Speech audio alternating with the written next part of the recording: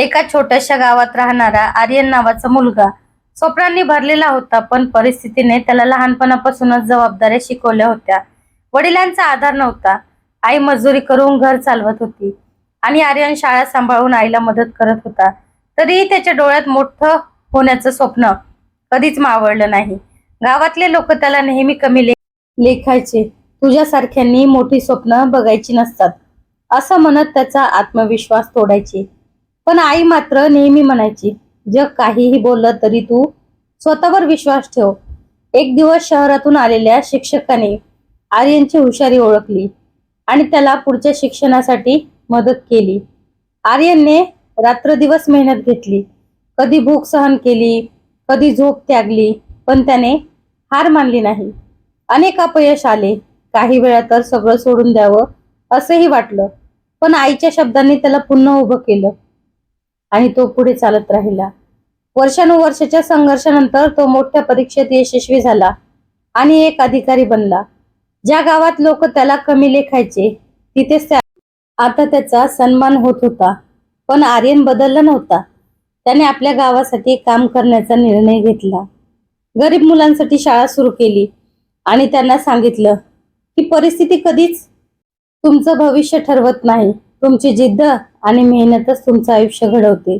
आणि त्या दिवशी त्याच्या आईच्या डोळ्यात आनंदाश्रू होते, कारण तिचा मुलगा फक्त मोठा झाला नव्हता, तर अनेकांच्या आयुष्यात प्रकाश बनला होता. आर्यन अधिकारी झाल्यानंतरही त्याच्या आयुष्यातली खरी लढाई तेव्हा सुरू झाली, कारण गाव बदलणं इतकं सोपं नव्हतं.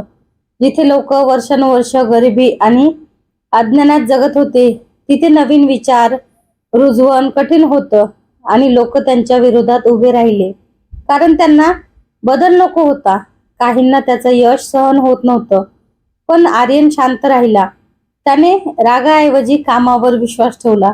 त्याने गावात पाण्याची सोय केली, शाळा वाढवली, मुलींना शिक्षणासाठी प्रोत्साहन दिलं आणि हळूहळू गाव बदलायला लागलं. पण एक दिवस त्याच्या आईची तब्येत अचानक खालावली आणि त्याला कळलं की आयुष्य कितीही मोठं झालं तरी आपल्या माणसांपेक्षा काहीच मोठं नसतं. आईच्या शेवटच्या क्षणी तिने त्याचा हात धरून फक्त एकच वाक्य म्हटलं, तू खूप मोठा झालास, पण माणूस पण जप. आणि त्या शब्दांनी आर्यन पूर्णपणे बदलला. आई गेल्यानंतर तो काही दिवस खूप खचला, मग त्याने तिच्या स्वप्नांना आपलं ध्येय बनवलं. त्याने गावात हॉस्पिटल उभारलं, जेणेकरून कोणालाही उपचारासाठी त्रास होऊ नये. आणि त्यांच्या या कामामुळे गावातील लोकांच्या मनात त्याच्याबद्दल खूप आदर निर्माण झाला. एकेकाळी त्याला कमी लेखणारे लोक आता त्याच्याकडून शिकू लागले आणि आर्यनने सिद्ध केलं की यश म्हणजे फक्त मोठं पद नाही, तर इतरांच्या आयुष्यात बदल घडवणं हेच खरं यश आहे.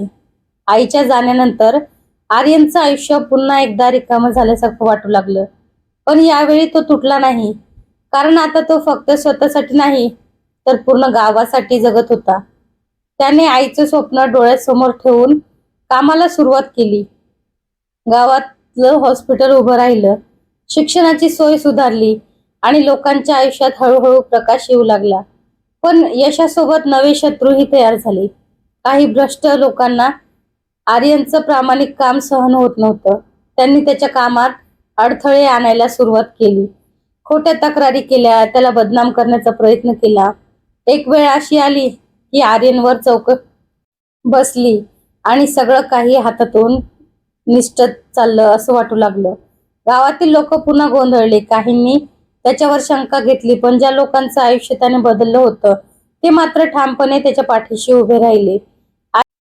आर्यनने हार मानली नाही. त्याने सत्याच्या जोरावर लढा दिला आणि शेवटी सत्य जिंकलं.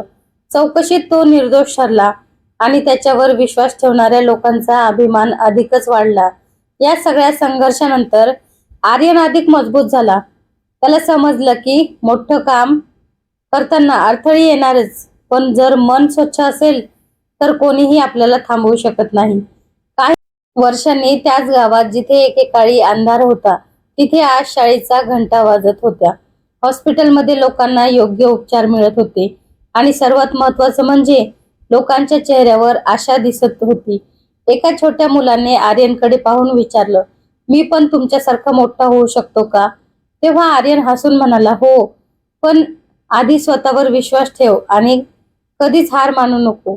आणि त्या क्षणी आर्यनला जाणवलं की त्याची खरी जिंक ही पदवी नव्हती, तर एखाद्याच्या मनात स्वप्न पेटवणं होतं. आणि दूर कुठेतरी त्याच्या आईचा आशीर्वाद देणारं हास्य त्याला जाणवत होतं. कारण तिचा मुलगा आता फक्त अधिकारी नव्हता, तर अनेकांच्या आयुष्याचा आधार बनला होता. काळ पुढे सरकत गेला आणि आर्यनचं काम आता फक्त गावापुरतं मर्यादित राहिलं नाही, तर आसपासच्या भागातही त्याची ओळख निर्माण झाली.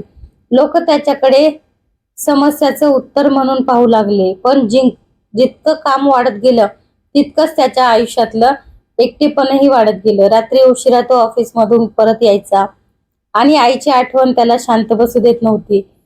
त्याच वेळी त्याच्या आयुष्यात सायली नावाची एक शिक्षिका आली, जी गावातल्या मुलांना शिकवण्यासाठी आली होती.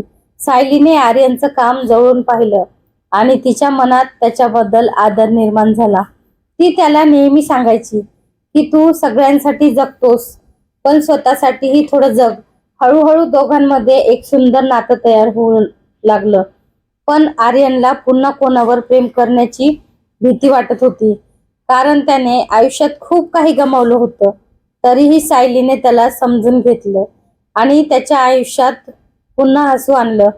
पण जसं सगळं सुरळीत चाललं होतं, तसंच एक मोठं संकट गावावर आलं. अचानक आलेल्या पुरामुळे संपूर्ण गाव धोक्यात आलं. घर वाहून जाऊ लागली, लोक अडकले. आर्यनने क्षणाचाही विचार न करता मदतीसाठी धाव घेतली. तो स्वतः पाण्यात उतरून लोकांना वाचवू लागला. सायली ही त्याच्यासोबत उभी राहिली. दोघांनी मिळून अनेक लोकांचे प्राण वाचवले. पण या धावपळीत आर्यन स्वतः गंभीर जखमी झाला. काही दिवस तो हॉस्पिटलमध्ये होता आणि त्या काळात सायलीने त्याची खूप काळजी घेतली. जेव्हा तो शुद्धीवर आला तेव्हा त्याला समजलं की आयुष्यात कितीही मोठं ध्येय असलं तरी आपल्या माणसांची साथ हीच खरी ताकद असते. त्या घटनेनंतर आर्यनने एक मोठा निर्णय घेतला. त्याने सायलीला आपल्या भावना सांगितल्या आणि तिच्यासोबत आयुष्य घालवण्याची इच्छा व्यक्त केली. सायलीने हसत होकार दिला आणि त्या क्षणी आर्यनच्या आयुष्यात पुन्हा एकदा आनंद परत आला. पण यावेळी तो एकटा नव्हता. त्याच्यासोबत त्याच्या आईचं स्वप्न आणि सायलीची साथ होती.